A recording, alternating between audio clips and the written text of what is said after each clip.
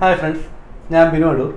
ഫോട്ടോഗ്രാഫിയിൽ എല്ലാവർക്കും ഇഷ്ടപ്പെട്ടുള്ള ഒരു സെഷനാണ് റിഫ്ലക്ഷൻസ് എന്ന് പറയുന്നത്. പ്രത്യേകിച്ച് വെഡിങ് ഫോട്ടോഗ്രാഫിയിൽ റിഫ്ലക്ഷൻസ് ഇഷ്ടപ്പെടാത്ത വെഡിങ് ഫോട്ടോഗ്രാഫേഴ്സ് വളരെ ചുരുക്കമായിരിക്കും. അങ്ങനെ എനിക്ക് കിട്ടിയൊരു റിഫ്ലക്ഷൻ ഇമേജിൻ്റെ സ്റ്റോറിയാണ് ഇന്ന് പറയാൻ പോകുന്നത്. ഒരു എൻഗേജ്മെൻറ്റ് ഫംഗ്ഷന് പോയപ്പോൾ ബ്രൈഡിൻ്റെ കണ്ണ് ഭയങ്കര അട്രാക്റ്റീവായിട്ട് തോന്നി.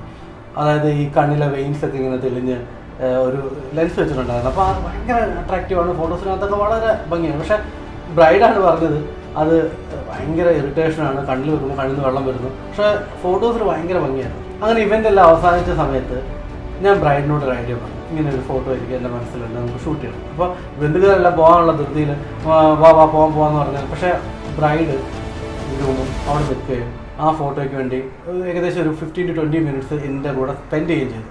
പക്ഷേ അതിൻ്റെ ഔട്ട്പുട്ട് മൈൻഡ് ബ്ലോയിങ് ആയിരുന്നു. ആ ഇമേജ് ഇന്ന് എനിക്ക് ഭയങ്കര ക്ലോസ് ചെയ്തൊരു ഇമേജാണ്. കാരണം റിഫ്ലക്ഷൻസ് എനിക്ക് അന്നേരം കിട്ടിയതിൽ ഏറ്റവും ബെസ്റ്റ് ഇമേജ് അതായിരുന്നു.